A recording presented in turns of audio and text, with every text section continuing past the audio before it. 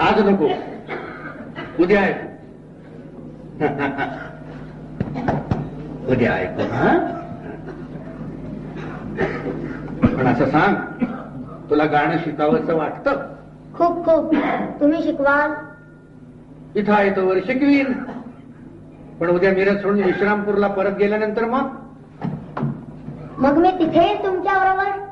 हं, आणि तुझ्या वडिलांच्याकडे कोण पाहिजे? मग मी ते बरे झाल्यावर येईन. हा, खूप दूर आहे ते गाव इथून, खूप खर्च लागेल प्रवासाला. पण तुम्ही श्रीमंत आहात ना?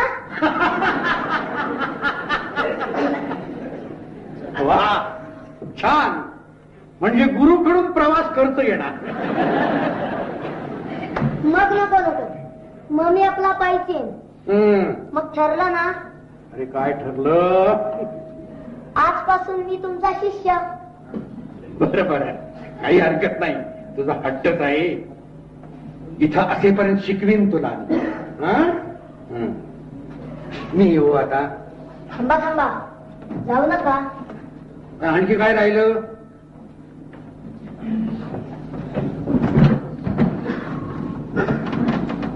हात समोर करा. अरे म्हणजे काय देणार आहेस मला? एक फुल, हा खोबऱ्याचा तुकडा आणि एक डब्बू गुरुदक्षिणा.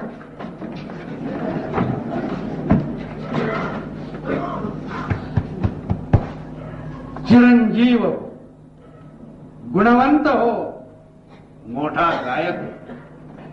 बघा ना, तुम्ही आशीर्वाद दिला देवासमोर. अगदी अंतःकरणापासून. पण तो खरा करण्याची जबाबदारी तुझ्यावर. आमचं काय मार्गदर्शन? म्हणजे तुम्ही शिकवणार नाही? या जगात खऱ्या अर्थानं कोणीच कुणाला शिकवत नसतो बाळ. ज्याचा तो शिकत असतो. मग गुरु कशाला असतात? गुरु कशाला? आपल्या पायानं चालू शकणाऱ्या शिष्याला जवळची आणि चांगली वाट दाखवायला. हे विश्व म्हणजे 18 दालनांची हवेली आहे. बंद दालनांची दारं उघडतात ती गुरुमुळं, आणि त्यात प्रवेश करायचा स्वतः शिष्यानं. मला तुमच्यासारखं मोठं गायक व्हायचंय. माझ्याहूनही मोठा हो बा. किती दिवस लागतील शिकायला? किमान एक तप 12 वर्ष लागतील.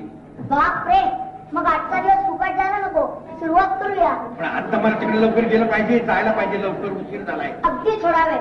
काय मुहूर्त की काय म्हणतात ना, तसं. मुहूर्त? बरं बरं, मुहूर्त काय? बरं बरं बाई.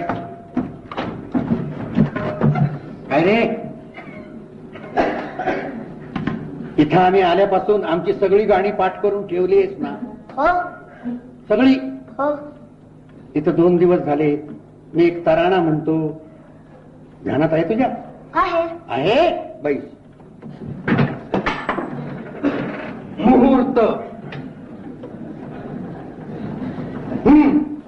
बसा. कसं बसायचं? असं.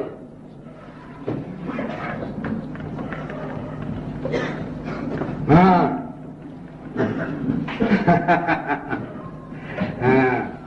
नमस्कार. देवाला.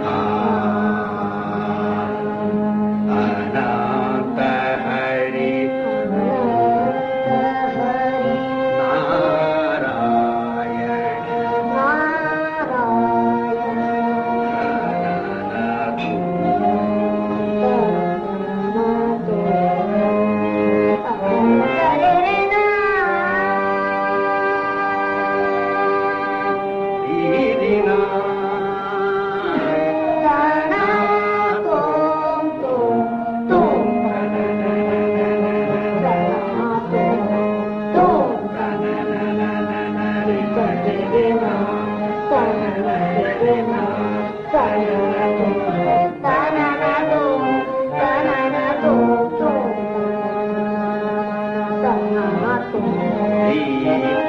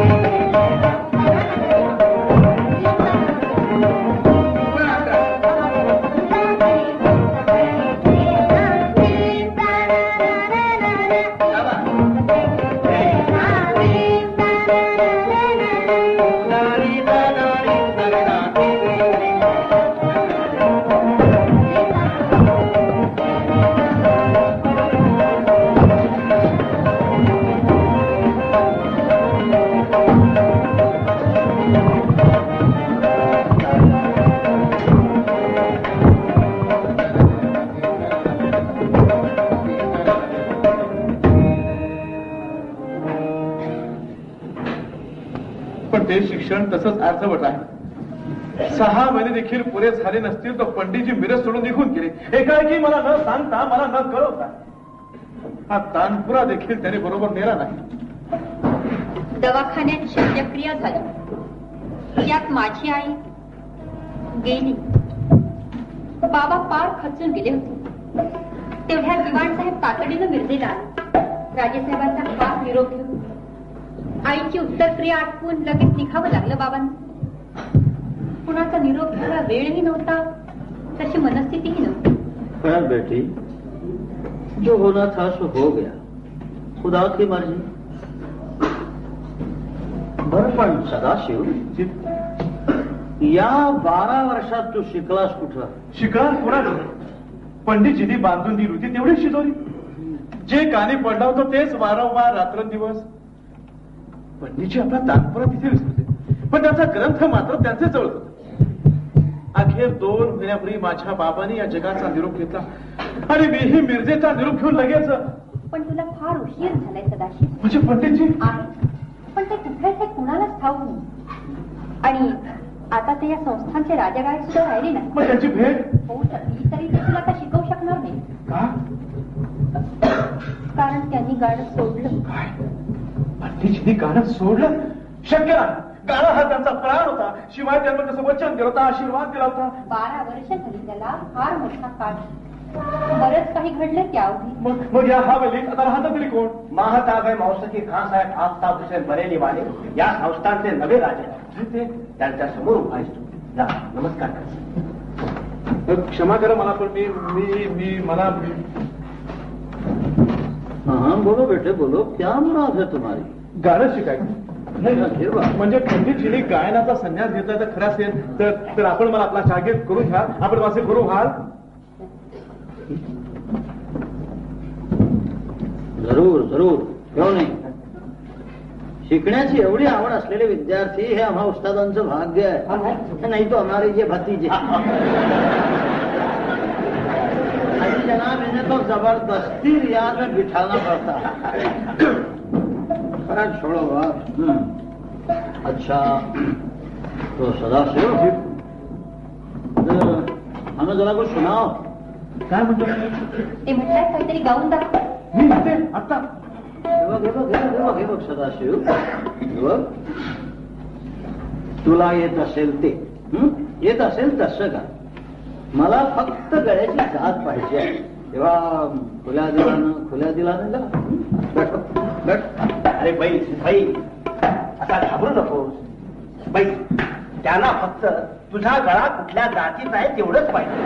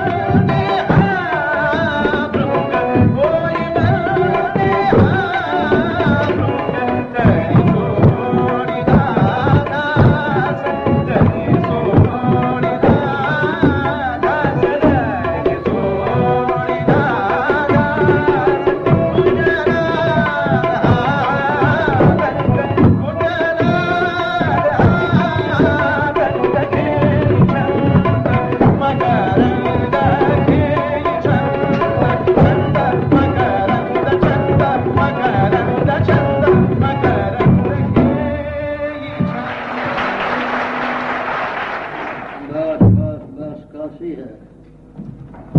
बहुत अच्छी आवाज दी है बेटा। जी अप्पाजी. घरी ना बेटी, जी. या हवेलीतला आमचा कमरा कोणता आहे? आम्ही जरा आराम करावा म्हणतो. पण अप्पाजान, हा सदाशिव तुमचा शाकीर होण्यासाठी आलाय, त्याला आधी. नाही बेटी, सही सही पंडितजींच्या गळ्याची छाप आहे त्या पोराच्या गळ्यावर. पण तुमच्या शिकवणीमुळे ती पुसली जाणार नाही बेटी. कोवळ्या वयात घेतलेले संस्कार पत्थरावर कोरलेल्या लकीरीसारखे पक्के असतात. का साहेब? क्या है कविराज? मी दक्षिणा देतो त्याच्या वतीनं आपण त्याला गाणं शिकवू. कविराज, हा पैशाचा सवाल नाही. शिवाय त्या पोराशी माझं काही वैरही नाही आहे, काही दुश्मनी नाही आहे. पण पंडितजींशी आहे. होय आहे. तूच बात छेडली म्हणून सांगतो बेटी. माझं वैर आहे पंडितजींच्या गायकीशी. आणि का नसावं? एक नव्हे, दोन नव्हे, सतत 10 वर्ष मी दरबारात पराभूत झालो. पण तो पराक्रम पंडितजींच्या गायकीचा नव्हता, त्या गायकीच्या लोकप्रियतेचा होता. आमच्या घराण्याची गायकी काय तोलामोलाची नव्हती, होती. पण या संस्थानात लोकांनी गाणं ऐकलं पंडितजींचं, गायकी मानली त्यांची. पिढ्यानपिढ्या तीच गायकी या संस्थानात पायर होऊन बसली होती. तिला आव्हान देणं माझी पहिली मुराद होती. आता या पोराला गाणं शिकवलं. मी माझ्याच हातानं माझ्या छातीत खंजीर खुपसून घेऊ. उद्या तो दरबारात माझा शागिर्द म्हणून जरी गायला बसला तरी लोकांना आठवण होईल पंडितजींची. खत पाणी आमचं, मशागत करायची आम्ही. अरे पण मुळातलं रोग तर त्या जातीचं. कसा दूर करता येईल तो सूर लावण्याचा खास ढंग, तो खास लगा. अप्पाजान, तुम्ही त्याला निदान नाही बेटी, नाही. हा पोरगा चांगला गायक होऊ शकेल, पण त्या घराण्याचा. आमच्या घराण्याची दारे याला बंद राहतील. अप्पाजान, मी सांगते म्हणून तरी. हाँ, हम जानते हैं बेटी, हम जानते हैं. ये इंसाफ नहीं है, मगर हम मजबूर हैं. जाओ बेटे, खुदा तुम्हें सलामत रखे. जरी ना दिवाण साहेबांनी आणून दिलेल्या पैशातले काही पैसे त्या पोराला देऊन टाक. हा साहेब, मला पैसे नकोय. दारिद्र्याशी बालपणापासून ओळख आहे माझी. मला जे हवंय ते. वो हम नहीं दे सकते, हमारे हाथ बंधे हैं. ठीक आहे, आपण मला आपला शागीर करून घ्यायला तयार नाही हे मी समजू शकतो. पण निदान या हवेलीत मला मधून मधून यायची तरी परवानगी द्या. मी कोपऱ्यात बसून आपल्या घरात जाते. आपण मला शिकू नका. मला जेवढं तेवढं मी स्वतः. नामुमकिन. हवेलीतला आमचा रियाज म्हणजे आम महफिल नाही. हमारा गाना सुनना चाहते हो? जी. महफिल में हाजिरी लगाओ. ये तो हमारा घरेलू मामला है. या संस्थानात आमच्या नंतरही आमची गायकी कायम राहावी ही माझी दुसरी मुराद आहे. इथे आम्ही बसू देणार फक्त घराणेदार शागिर्दांना. जाओ दसमान जी, जाओ रियाज की तैयारी करो. हाँ बेटा तुम जा सकते हो. पण खा साहेब, आपल्यासारखा कलेचा महासागर समोर असताना. कह तो दिया एक बार की हो नहीं सकता, हरगिज हो नहीं सकता. उठ सदाशिव. महासागर. महासागर म्हणजे नुसताच प्रचंड जलाशय. तहान भागवण्यासाठी त्याचा काय उपयोग? त्यासाठी तुला एखादा लहानसा झरात शोधला पाहिजे. खा साहेब, मी पुन्हा एकदा हात जोडून. खुदा हाफिज. सदाशिव.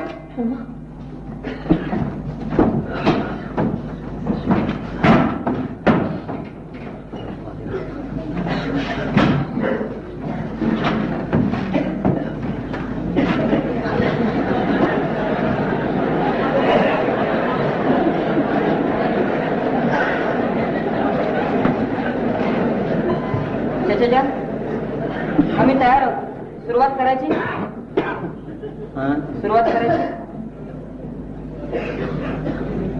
नहीं बेटे, हवेलीतला पहला दिवस है. आज हमसे रियाज नहीं होगा. रियाज नहीं. चलो.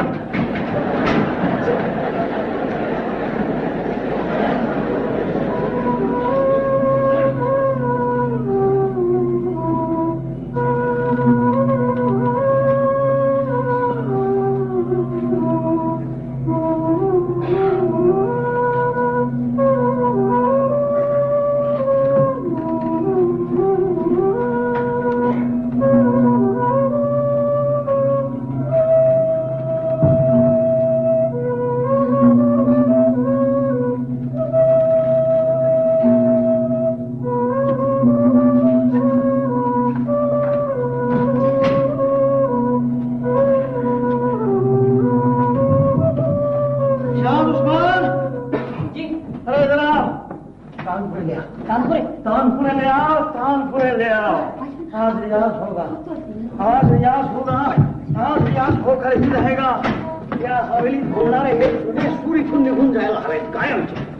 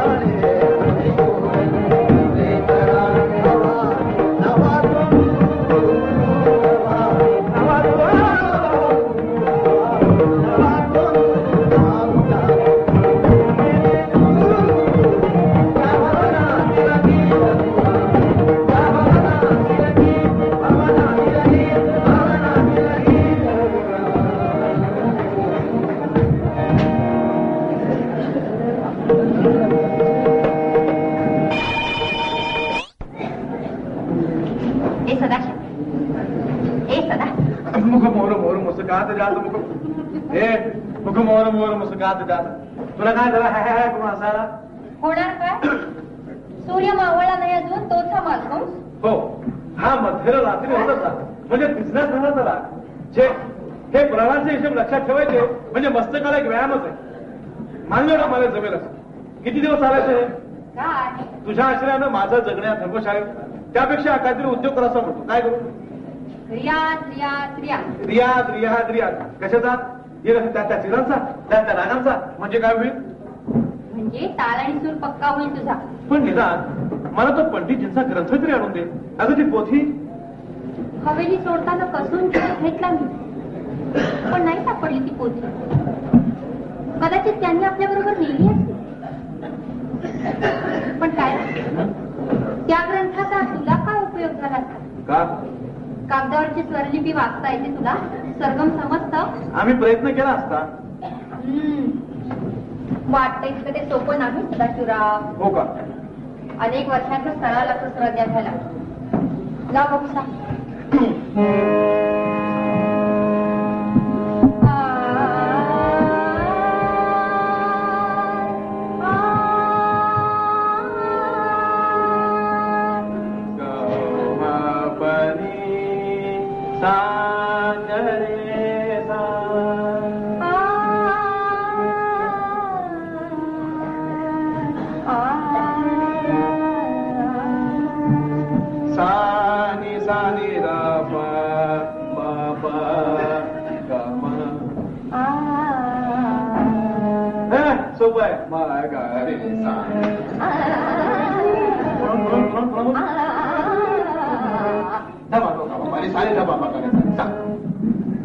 अरे वा, बरीच तयारी झाली की तुझी. धिंकला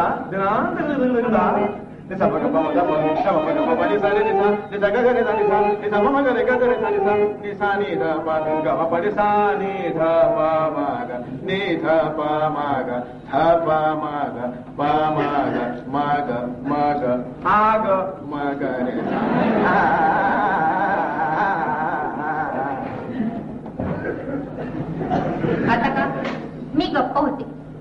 शांततेचाही स्वर असतो. असतो तर पंडितची भीड नाही.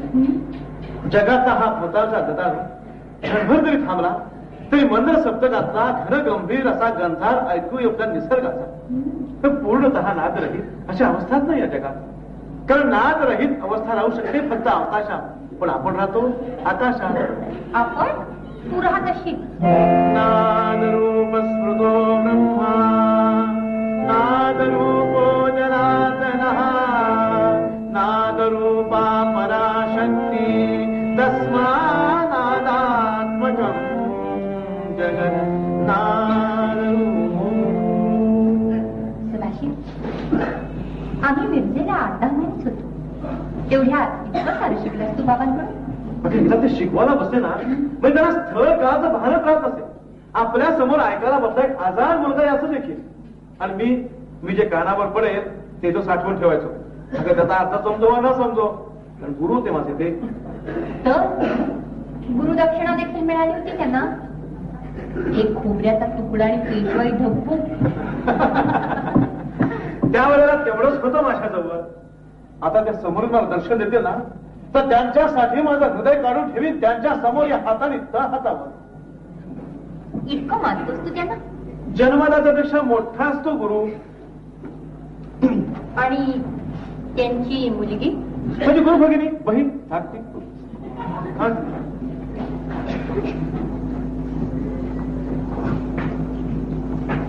सकाळपासून विचारून हिंमत होते तो अवघड प्रश्न विचारतेच होता. विचार त्यात काय झालं? सदाशिव, जिला बहीण मानलं तिच्याच खोलीत अपरात्री एखादा पुरुष शिरला तर? म्हणजे कोणा समाधान होतेस तू? तुझ्याबद्दल अर्थात तशी शंका आली म्हणून. उमा, माझा हात माझ्या देवतावर आहे तानपुड्यावर.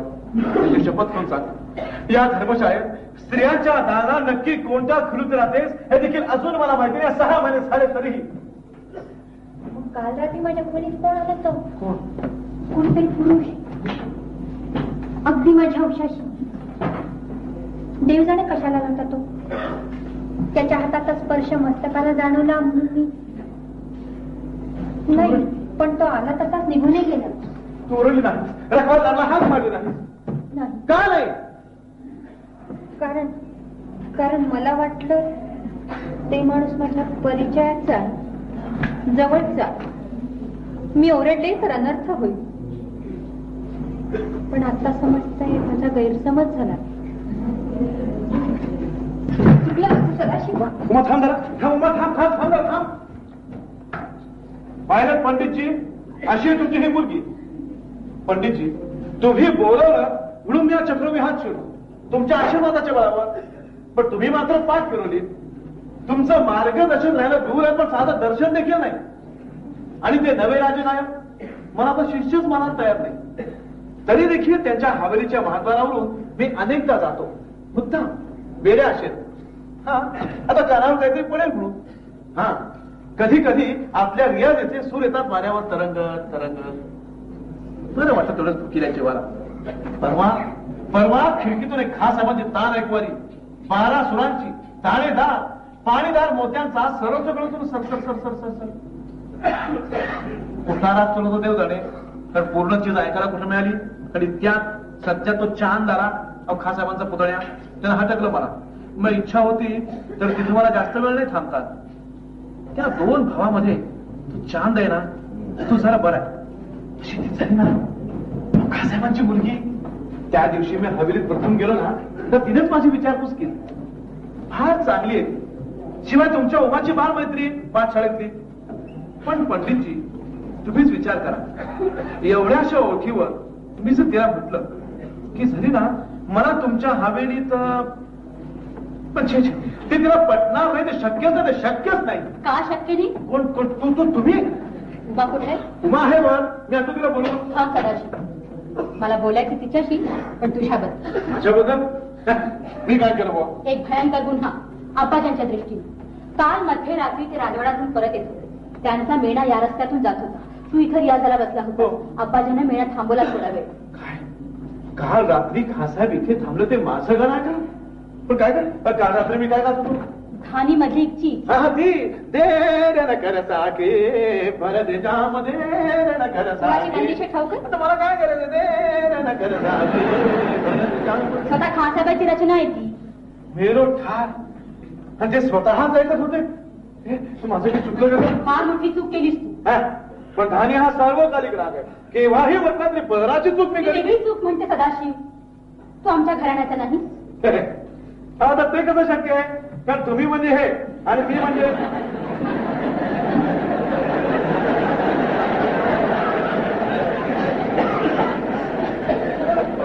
मी गायकीचं घराणं म्हणते. तू खासाहेबाचा शागीर नाही तरी देखील त्यांच्या परवानगीशिवाय त्याचीच रचना म्हणत होता. घरी आले तेव्हा काय संतापले होते ते. सारी हवेली त्याने डोक्यात घेतल्या रात्री. तू काय सांगितलं? मी म्हटलं त्याच मंदिराच्या धर्मशाळेत उमा राहते. मी तिला विचारते तो कोण आहे, कुठून आलाय तो. सुटलो वा मुलींद्राच्या कृपेनं. सदाशिव एकदा ऐकून तुझं पाठ होतं सारं. मग त्यात आश्चर्य वाटण्याजोग काय? गाय कशी भरा भरा भरा भरा गवत खाऊन घेते, मग सावकाश श्रवंत करते. तसंच आमंत्रण असो वा नसो, कुठं बैठकीची तयारी दिसली तिथे जाऊन बसायचं. कानावर पडेल त्या आधारच्या सारखं साठवून ठेवायचं इथं. पण धर्मशाळेत परत आल्यानंतर सावकाश सावकाश आठवून आठवून पुन्हा पुन्हा म्हणून पाहिजे. मनाच्या गाभाऱ्यात मुकेपणानं घुमणार ते सूर हळूहळू बोलू लागतात या गळ्यातून. मला सवय झाली त्याची. फार चांगली सवय आहे. आता आठ वाजेपासून त्याचं काय? पण तीच एका दिवशी घात करेल तुझा. सदाशिव तुझी याददाश्त चांगली आहे. सुरांची पहचान आहे. अंगात अवसान आहे. मनात एखादी तमन्ना असेलच, एखादी महत्वाकांक्षा. ज्या खासावरी तुला हवेलीतून हाकलून लावलं त्यांनाच एक दिवस चुनवती द्यायची आणि ते राजगाट हिसकावून घ्यायचं. तुझ्यासारख्याला 5-7 वर्ष पुरे होतील. खरं आहे ना? का बोलत का नाही? काय उमाचा तो गैरसमज आणि तुझा हा असा. झरी ना मी इतक्या वर्षांनी इतक्या दुरून धडपडत इथवर आलो. तिथे क्षुद्र महत्वाकांक्षा मनात ठरवून मग काय हवंय तुला? हवंय मला झरी ना माझं एक स्वप्न आहे. एका शांत प्रशस्त सभागृहात जाणकार रसिकांचा समुदाय जमलाय. गर्दी आहे अगं पण दर्दी रसिकांची. व्यासपीठ रिकाम आहे तरी रिकाम नाही. कारण नुकत्याच गाऊन गेलेल्या कलाकारानं इथं जे नाद ब्रह्म निर्माण करून ठेवलं होतं त्या स्वरांची ऊब त्या बैठकीला अजून कुरवाळ. इतक्यात कोणी वडील झाल्या अधिकाऱ्यानं संकेत केला म्हणून मी उठतो. माझ्या गुरूंना वंदन करून व्यासपीठावर जातो. समोरची ती सभा पाहून मन धास्तावतं तरी फुलून येतं. मी तानपुरा उचलून गाऊ लागतो. एक एक स्वरच काय पण स्वराला लागलेला कण देखील आपल्या रसिल्या वृत्तीला टिपून घेणार होते श्रोते. साधी माणसं नव्हती. एका सुरात लागलेले अनेक तानपुरेच असते. एक छेदा की बाकीचेही त्या स्वरात गुंजारो करणारे आपोआप विनाशाया. मी डोळे मिटून सारं जग विसरून जात असतो. बेहोश बेभान बेधुंद. मला जे जे येत ना ते सारं मी माझ्या गाड्यात होतो. माझा जीव देखील. वेळेचं भान नसतं मला पण कधीतरी गाणं थांबतं माझं. मी तानपुरा खाली ठेवून समोरच्या सभेला नमस्कार करतो. टाळ्यांचा कडकडाट होत नाही. नुसते गूढ शांतता. सारे भारावलेले सारे कधी बोललेले. इतक्यात एक ज्येष्ठ गायक उठून माझ्या जवळ येतो. अनेक गायकांचा गुरु साधांचा उस्ताद तुझ्या आप्पाजांसारखा. आपला थरथरता हात माझ्या पाठीवर फिरून म्हणतो, शाबास मुला माझा, आज काळांचं सार्थक झालं. जीते रहो बेटा गाते रहो. जीते रहो बेटा गाते रहो. क्षणभर माझ्या कानावर विश्वास बसत नाही. मी माझ्या गुरूंकडे पाहू लागतो आणि एकाएकी ते सारं दृश्य मला अंधोक्षात दिसू लागतं. अरे अरे ऐका की पाऊस का सुरू झाला बाहेर. पण नंतर माझ्या लक्षात येतं हा पाऊस बाहेर नाही, हा पाऊस आहे माझ्या डोळ्यात, माझ्या गुरूंच्या डोळ्यात. सांग तरी ना असल्या देवी आनंदापुढं काय मोल आहे त्या राजगायक पदाचं. ती हवेली तो मान सन्मान पैसा प्रतिष्ठा सारं काही ओवाळून टाकावं त्या एका आशीर्वादावरून. जीते रहो बेटा गाते रहो.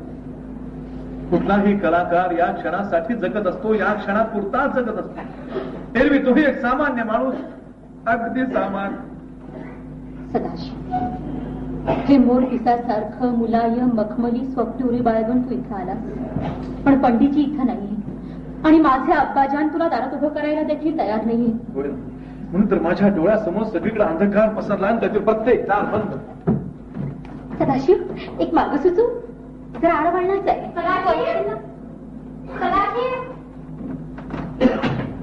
सदाशिव, एक सदा, हे बघ काय माझ्या खात्यावर उशाखाली कोणीतरी ठेवलं होतं. बहुधा काल रात्री. तुझी ती पोथी म्हणजे परमेश्वरानं माझी प्रार्थना ऐकली म्हणायची. उमा, मी आलो जेवढ्यात. हे काय, तुला आनंद नाही झाला?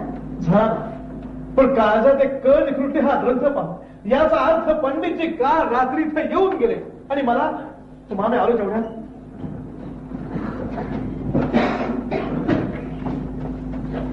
कोण, जरीना? तू इथं का? येऊ नये असं नाही ग, पण अशी अचानक कशी आलीस? अगं एक दोन कामं होती. हा बद्री कुठे गेलाय? बद्री, काय बद्री, सुखात आहेत ना? कधी आठवण होते उमा बेटीची? हे काय असं डोळ्यात पाणी आलं काय झालं? अरे देवा, कधीपासून? अरे मग झरीना मासत खासाहेबांची परवानगी काढायची आणि सुट्टी घेऊन जाऊन यायचं. कुठं जायचंय त्याला?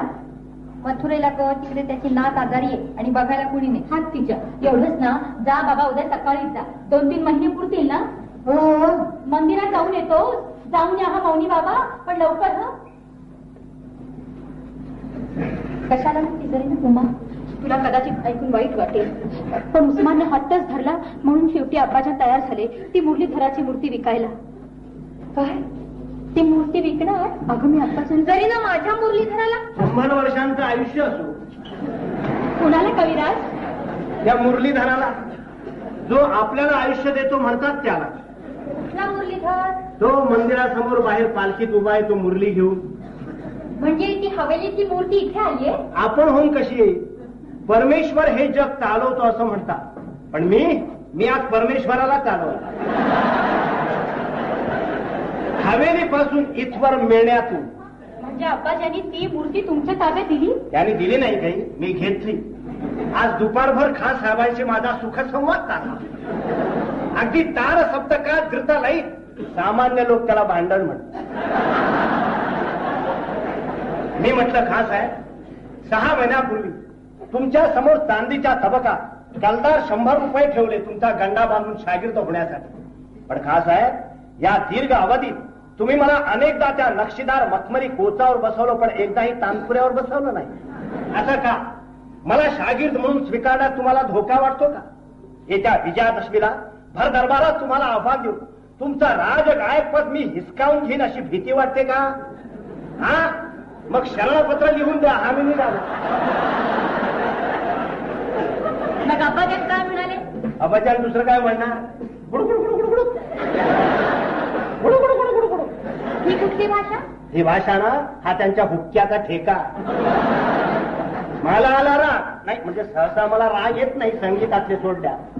क्रोधाच्या आवेशात मी ही सेवाभावनीतले छंद सुरू केले. प्रत्येक छंदाला राग वेगळा, तारही वेगळा. केहरवा, खेमटा, पंजाबी, दादरा, आडा, चौताल, झपताल, जिप्त्यांची धुमरा. द्याले असतील खासाहेब तुमचे तालताल पाहून? द्याले असतील खासाहेब? हो मग. आता स्त्रियांसमोर हे क्रियाविशेषण वापरू नये,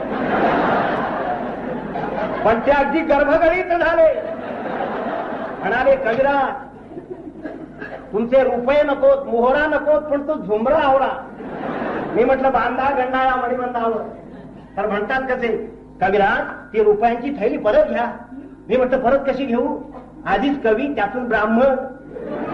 दिलेलं दान परत घेतलं तर पुढल्या जन्मी तुमच्या मुलीच्या पोटी जन्म घ्यावा लागेल. त्याचं तेव्हा रुपयांची थैली मी काही परत घेणार नाही. मग म्हणाले, कविराज या हवेलीत आम्हाला सोडून एवढ्याच किमतीची दुसरी कुठली तरी उचला आणि या. मी बांधली कंबर, म्हटले कसे बसे 4 मंत्र आणि उचलला तो एकदाचा जड मुरलीधर. आणि त्याला थेट इथं आणलं?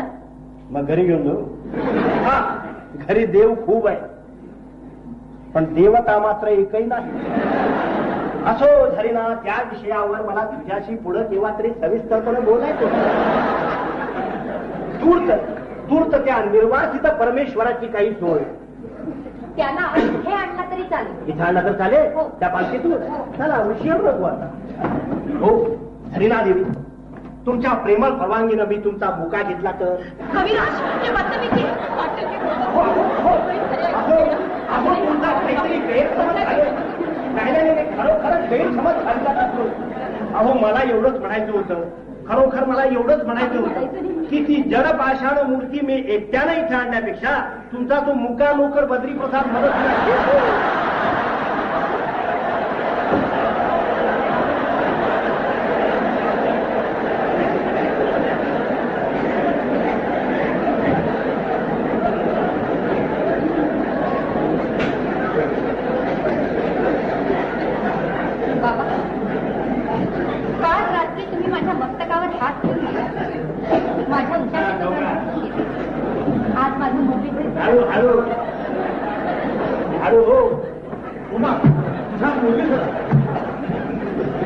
मूर्ती मिळाली, ग्रंथ मिळाले. आता थांबायचं कोणासाठी कशासाठी? आजपासून तूच माझी गुरु. हे लोक इथून गेले की ताबडतोब आपण रियाजाला प्रारंभ करू. आज आता या क्षणी मी इथं राहण्यासाठी आलो नसतो तर लगेच जाण्यासाठी आलेलो नाही. ही मूर्ती मी गुमाला दिली, ती गुरुदक्षिणा म्हणून आजपासून मी तिचा शिष्य.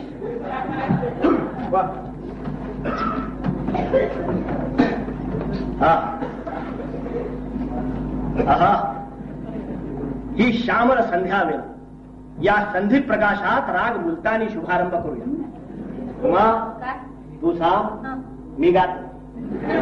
तू सांगत राहा, मी गात राहा. नम शिवाय, नम शिवाय, नम शिवाय. कविराज, याच्या शिवाय काही येतं का? अनान बालिके, डोळ्यात न मावणारा विशाल वटवृक्ष देखील आरंभी चिमटीत मावेल अशा बीजा एवढा.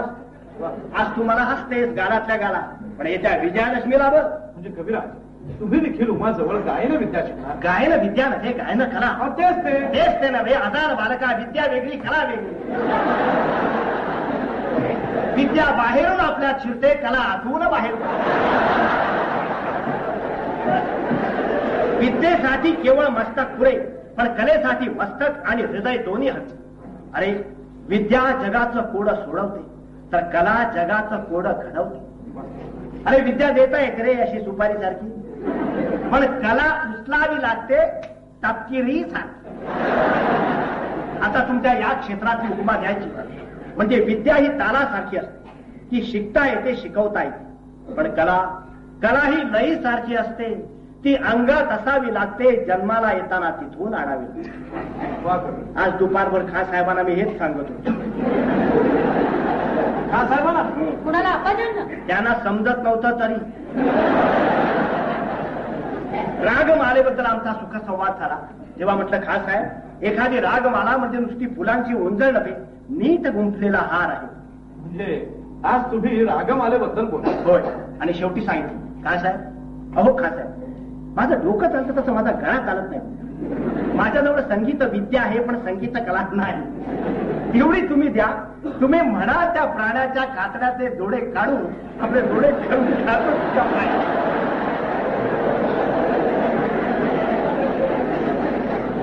कविराज, याचा अर्थ हा की तुमच्या जवळ अंगरखा आहे, पण तो घालायला शरीर नाही.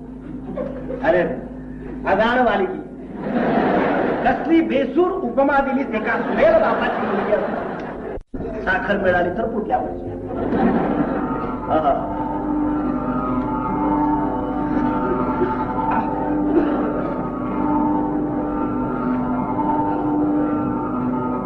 विकल मुकुल मन, विरह व्याकुल तन, नयन सजल बन नारी तरसत है. चाहले वे मिलन की, राह जो वे साजन की, रागने और रागन की झारी बरसत है, बारी बारी बरस.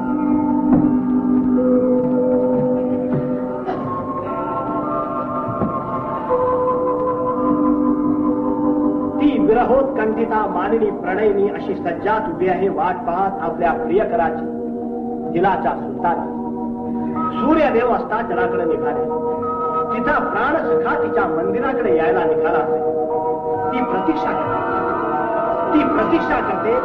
त्या प्रतीक्षेची व्यथा ही त्या रागमालेची कथा. कोरज मुहूर्तापासून गोपाळ मुहूर्तापर्यंतचा तिचा प्रवाह एक रागमाला, एक रत्नमाला. मुलतानी ते भैरवी, मुलतानी ते भैरवी. बेदिल हा दिलरुबा दिलाचा छळते ही बेचैन. आज दिलाच्या सुरता नासव चुरते ही मुलता.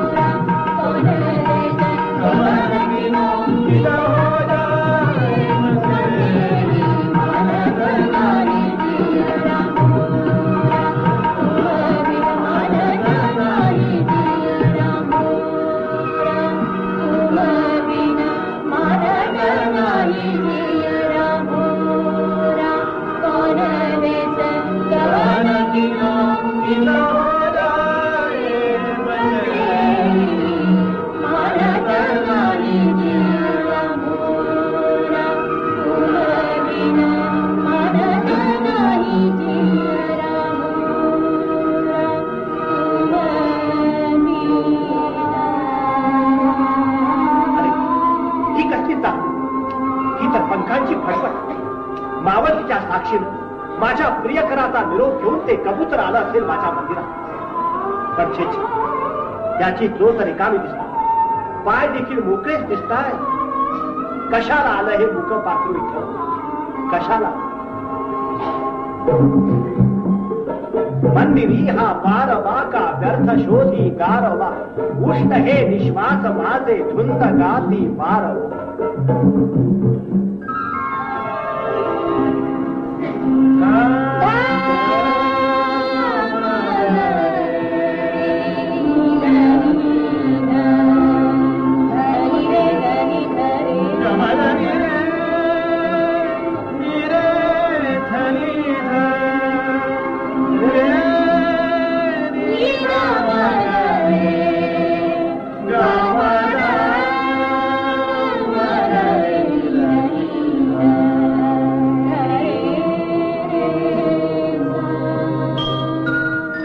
सूर्यबिंब क्षितिजाला अंधाराचं राज्य आता सुरू होणार. प्रणयी जनांचा खरा दिवस आता होतो. पण या संधी प्रकाशामुळं मन कसं अस्वस्थ होतं. रजनी देवीचं राज्य सुरू झालं, अजून तो आला. अरे पण किती वेळे संकेत तर रात्रीचा ठरला.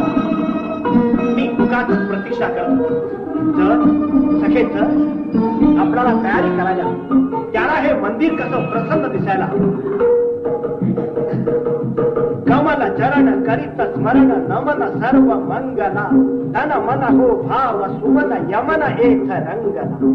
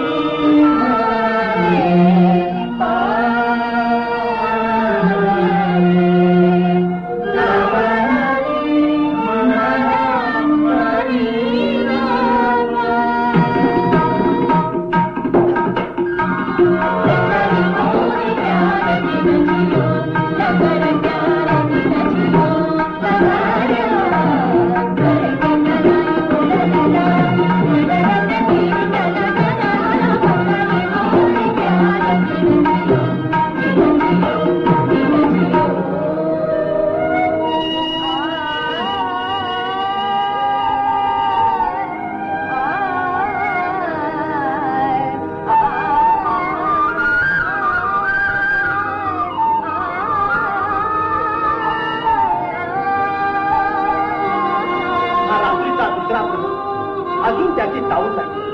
किती उशीर हा, आज आमचं भांडण होणार नक्की. मी त्याला सांगणार, काय म्हणाली सखे, माझा रुतवा त्याला फसवा वाटला. खरंय, अगदी खरं. प्रियकर येता लजवंतीची विरेन ही रसवंती, पूज मनीचे गायन तेव्हा नाजुक जय जय बंधू, नाजुक जय जय बंधू, नाजुक जय जय बंधू. सजन एक आवड कह गए आज, सजन एक आवड कह गए आज, मगर मोरे खाना आज. सजन एक आवड कह गए आज, सजन एक आवड, सजन एक आवड, सजन एक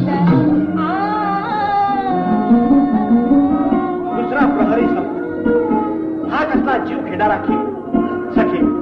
सखे तू त्याला निरोप नीट सांगितला होतास ना, अगदी नीट सांगितला होतास ना. मग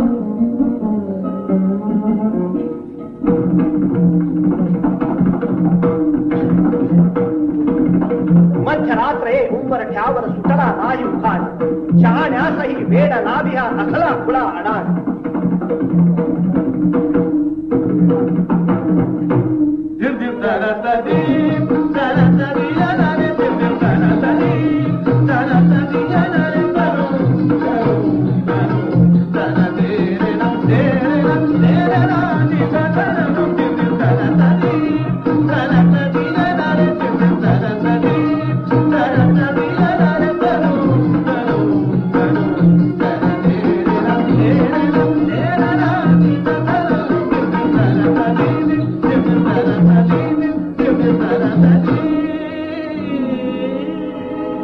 अरे मध्यरात्र ही टळून गेली तरीही हा सखे सखे मनात एक अशुभ शंका येते किंवा अशुभ शंका येते. तो दुसरीकडे कुठं गेला तर नसेल ना.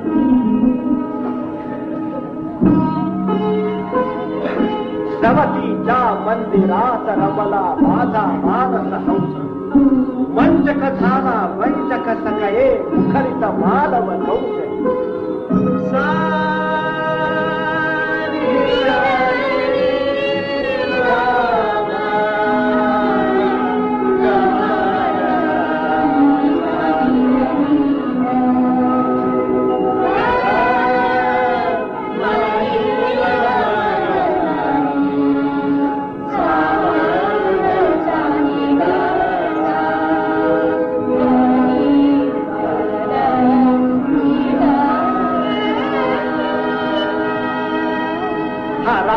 शेवटचा प्रहर. त्याला यायचं असेल तर रात्र सरण्यापूर्वी तरी त्याला या. थांब दीपज्योती, थांब, इतक्यात भिजू नको, इतक्यातच भिजू नको. अरे रात्रही सरली तरी तो अजून आला नाही. आता तो यायचा नाही. परमेश्वराजवळ एकच प्रार्थना करते की हा प्रीतीचा शाप यापुढे कुणालाही देऊ नको. नको प्रीतही, नको प्रतीक्षा, उपेक्षिता ही नारी. हेच मागणे आज मागते सख्या तुझा धनवान.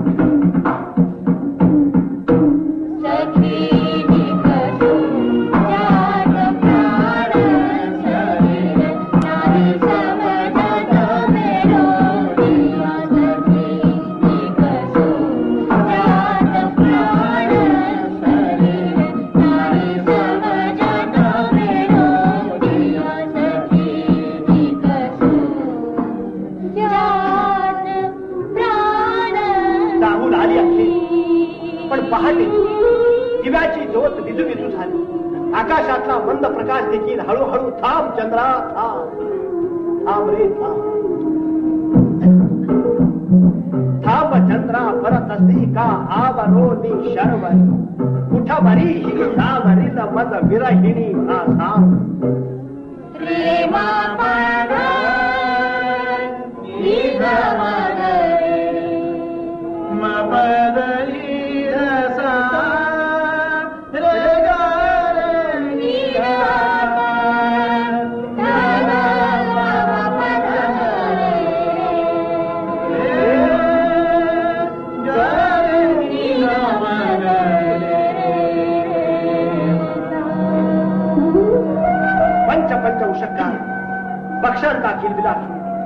रात्रभर मंदिरात आश्रय घेणारा तो पारवा देखील उडाला.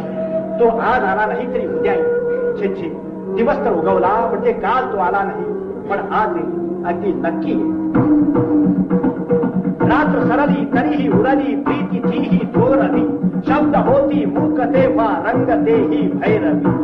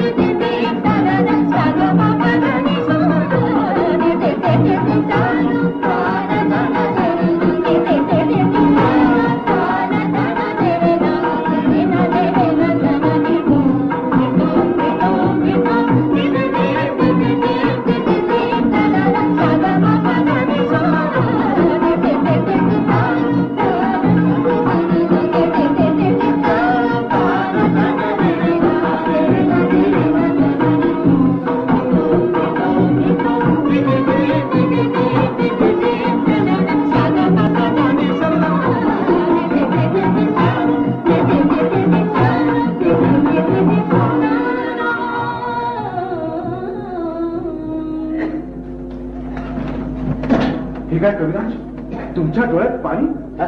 कुठे? अरे हो, खरंच आश्चर्य आश्चर्य. वास्तविक मी कशातच आनंद मानत नसतो, त्यामुळं मला कशातही दुःख होत नाही. मग हे अश्रू असं असतं, या डोळ्यातले आनंद अश्रू असतील आणि या डोळ्यातले दुःखाश्रू असतील. आनंद कशाचा, दुःख कशाचा? राग रागिड्यांचे भेद मला कळतात याचा आनंद, पण ते गळ्यातून निघत नाही, ते असं डोळ्यातून काढावं लागतं. अरे हो, कुणालाही सांगू नका, कुणालाही सांगू नका की कविराज आज इथे रडलेत. लोकांना खरं वाटायचं नाही, हसतील ते तुम्हाला. पाहिलं सुमा, थोड्याच परिचयात कुणाबद्दल ठाम मत करणं किती चुकीचं ठरतं ते. अगं मी या माणसाला शब्द ठेवते की तो आमची सुरू झाली. हा बद्री कुठे गेलाय? बद्री, अरे होय कुठे? तुम्ही विना तयार, मी आले, येते का ना पुन्हा येणं अशी.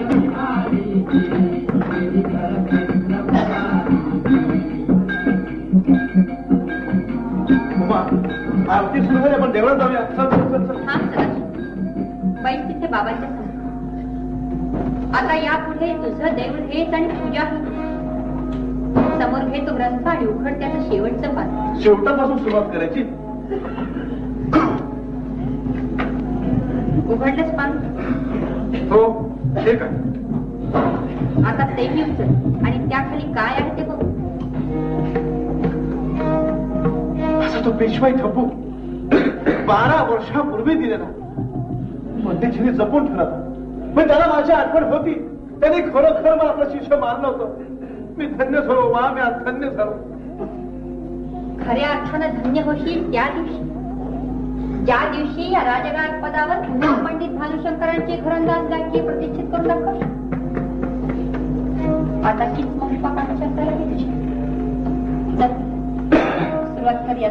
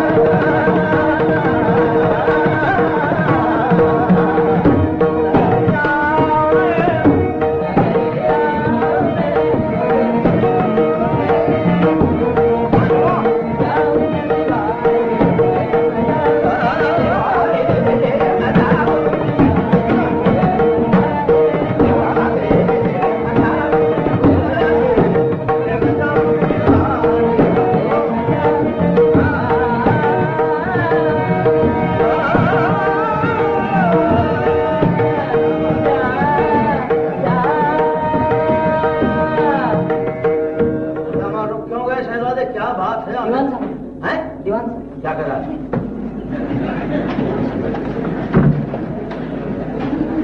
हाँ, कहिए दिवान साहब, कैसे कैसे गाना हुआ इन करीब खाने में? म्हटलं तर सहज आलो होतो. अच्छा. म्हटलं तर राजेसाहेबांच्या हुकमाची तामील करायला. मला वाटलं होतं खालच्या एवढ्या दिग्विजयानंतर सुट्टी असेल आज तुमच्या रियाजाला. रियाज में छुट्टी. दिवाण साहेब, कलाकाराचा रियाज कधीही थांबत नसतो.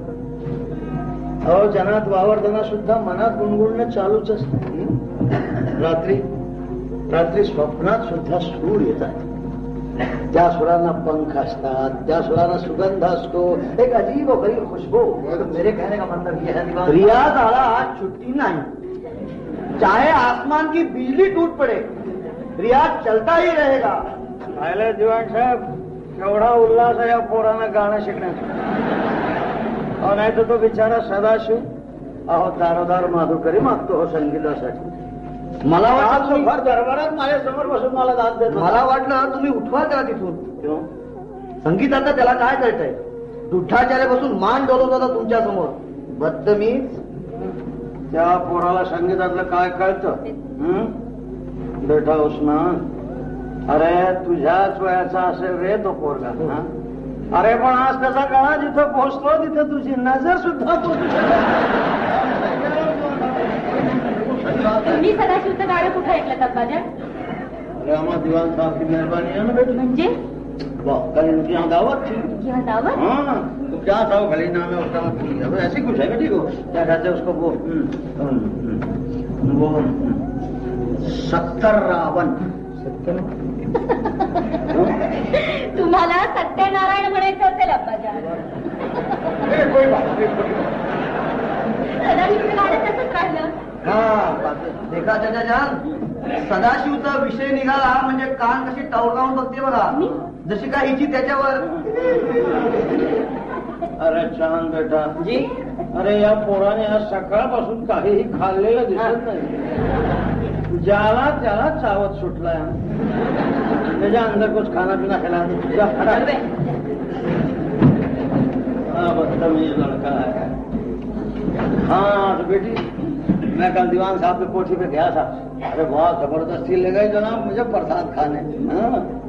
वापिस यायला निघालो ना, आजच्या कमऱ्यातून ताण ऐकू आले. थांबलो, ऐकत राहिलो. अपनी ही मस्ती में बड़ा बेहोश गा रहा था लोना. आदत बोल रही थी बेटी. अरे जिगाली महसूस होता रहा. अब हिसाब में गड़बड़ी तो थी ही सर. बेटी कुठलाही गाय असा टप्प्या टप्प्यानं पुढे जातो. अरे पहले तो कुछ दिन उसका गला से बजता है. फिर आदत के बाद बोलने लगता है. लेकिन जब कभी काफी रियाज हो जाता है जिगर के साथ, तब उसका गला गाने लगता है. बड़ी अच्छी तबीयत पाई है लौंडे. किसी अच्छे उस्ताद के हाथों घिसा पीटा जाएगा, मजा आ जाएगा तो बस हीरा बन जाएगा बेटी वो लड़का. इतकी हमदर्दी आहे तुम्हाला क्यों त्याच्याबद्दल? नाही? ते गुणीजन दिसला ना, आपण त्याची कदर करा. तो तरुण हिंदू असलं तरी अरे ना समज नादान हो बेटी तू. बेटी या संगीताच्या दुनियेत हा हिंदू हा मुसलमान यात काय मतलब आहे? नाही. अरे सूर आणि ताल हा आमचा सच्चा धर्म आहे बेटी. असली मजहब तो आहे. पण सदाशिव गात होता कोणापुढे? त्याच्यापुढे एकुलता एक श्रोता होता, कविराज बांके बिहारी. जरी ना बेटी ना, म्हणजे आता कदाचित आमची गलतफहमी असेल, पण वाटतं कविराजाने हा मामला मुद्दाम तो जुळवून आणला नसेल. मगर बेटी एक शिकायत आहे.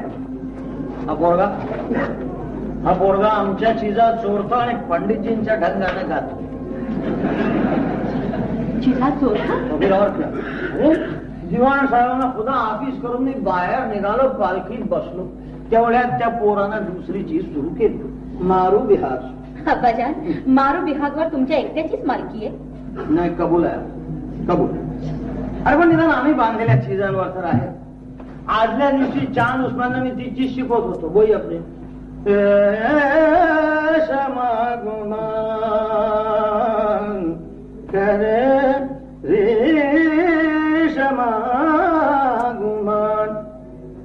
सकाळी चीज बांधली, संध्याकाळी या पोरांना शिकवत बसतो आणि ती चीज सदाशिवनं दिवाण साहेबांच्या हवेलीत दुसऱ्या दिवशी गावी.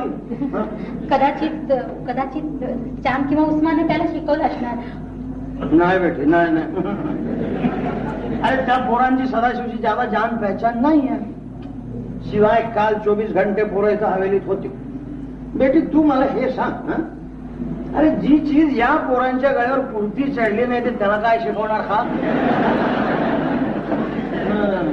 हा पोरगा आमच्या हवेलीच्या आसपास राहून चोरून ऐकतो. हा ये बात. अरे हो दिवाण साहेब तेव्हाचे आलेले समजा तो सदाशिव या हवेलीत कुठेतरी लपून तुमचा रियाज ऐकत असेल.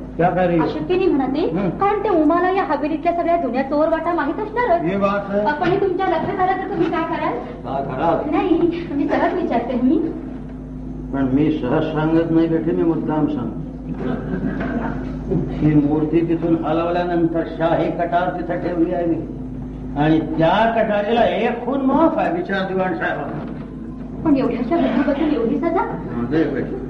घराण्याचे काही उसूल आहेत, काही कायदे कानून आहेत, ज्याच्या पुढे आम्ही आमची स्वतःची जान द्यायला मागे पुढे पाहणार नाही, जान घ्यायला सुद्धा. सर्व बात कहिए दिवाण साहब, कैसे आना हुआ? प्रथम आपलं अभिनंदन. किस बात के लिए? सरकार को हमारी तरफ से शुक्रिया अदा कर दीजिए. मला वाटतं माझ्या बोलण्याचा मतलब आपल्या ध्यानात आलेला दिसत नाही. हाँ दिवान साहब, मैं मतलब समझ गया हूँ, अच्छी तरह से समझ गया हूँ.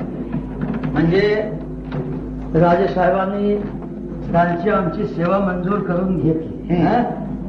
नाही पण दिवाण साहेब, काल आम्ही गायलो देखील मोठ्या तब्येती. क्या बात है, क्या बात है. अब जनाब आपसे एक सवाल पूछता हूँ. शौक से.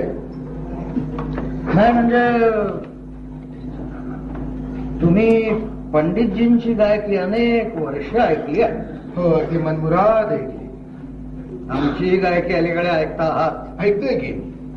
मग या दोन गायकीत तुम्हाला कुठली गायकी श्रेष्ठ वाटते? सवाल मुश्किल है, खास है. जभी तो आपके सामने रखा है जनाब. एक भानुशंकर, अच्छा. दूसरा आफ्ताब. भानुशंकर और आफ्ताब, क्या कहने, जवाब नहीं आपका विवाह. तुम्ही दोघेही संगीताच्या क्षेत्रातले सूर्य. हाँ ठीक है. तुम्हा दोघांमध्ये श्रेष्ठ कनिष्ठ उच्च नीच ठरवायचं कसं? हाँ बिल्कुल ठीक है. हाँ क्या मीठा बोल रहे हैं जनाब, ऐसी कुछ बोलिए. हाँ क्या राजे साहेबांनी आठवण काढली, मुजरा मागितला. बोलिया साहब, आप भी सरकार को हमारी तरफ से सलाम दे दो. और क्या? मुजरा मागितलाय म्हणजे राजवाड्यावर बोलवले आता. राजवाड़ा? हो. आता कैसे हो सकता है बेटी? अरे तो ही आमच्या रियाजाची वेळ आहे. क्या बात कर रही है बेटी? खास महालात मंडळी आपली वाट पाहतात. खास महालात मंडळी आपली वाट पाहतात. लाट साहेबांच्या मेमसाहेब उद्या सकाळी ग्वाल्हेरला जाणार. त्यांना रात्रीचं जागरण सहन होत नाही म्हणून आता यावेळी. म्हणजे ती अंग्रेज मेम आमच्या गाणं ऐकायला? हो, मुद्दाम एवढ्या दुरून आली आहे. तिला हिंदुस्थानी संगीतातलं काही कळतं, काही समजतं? सत्ताधीशाला साऱ्याच गोष्टीतलं सारच काही समजतं असतं. सेवकांनी समजून चालायचं असतं, आणि त्याला सेवक धर्म असं म्हणतात. अरे मी काही सेवक नाही आहे. अरे मी कलाकार आहे. आपण संसद तनका खातो अब्बाजान. बंद करा म्हणतो तनखा. आम्ही मैफली करून पोट भरून आमचे शागिर्द आम्हाला मिळून देतील. क्या बात करते? ठीक आहे, मग मी सामान बांधायला सांगते नोकरा चाकरा. क्या कहना चाह रही हो बेटी तुम? तुम्ही आता राजवाड्यात गेला नाही तर लाड साहेबांची बीवी समोर राजे साहेबांची बेइज्जत होईल. हे राजगायक सोडावं लागेल, ही हवेली देखील. परवाह नाही, परवाह नाही. ऐसी लाचारी से भीक मांगना अच्छा है. क्या बात करती? अब्बाजान, पंडितजीची स्पर्धा करण्यासाठी कशाला 10 वर्ष रक्त आटवलं तुम्ही? आपल्या घराण्याच्या गायकीला प्रतिष्ठा मिळावी, राजमान्यता मिळावी, प्रत्यक्ष राजाश्रय मिळावा म्हणून दिवसाकाठी कशाला 12-12 तास रियाज केला? प्रश्न केवळ तुमच्या मानाचा नाही अब्बाजान, घराण्याचाही आहे. लानत है ऐसे जिंदगी पर लानत है.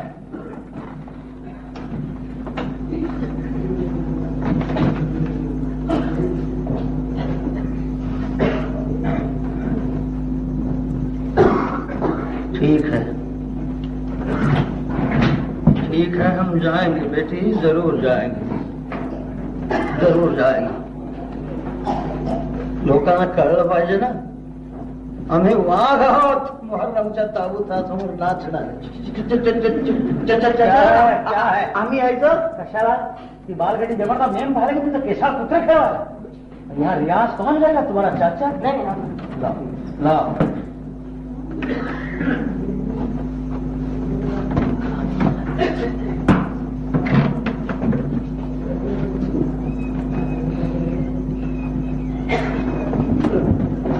चलिए जनाब।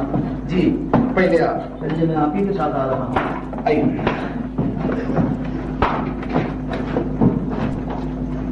देखो रियाज जारी रहेगा, समझे?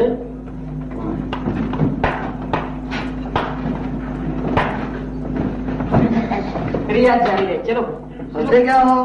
सुना नहीं? रियाज जारी रहे। शुरू करो। कवन देश कवन नगरिया में, इधर जाऊ नहीं तो।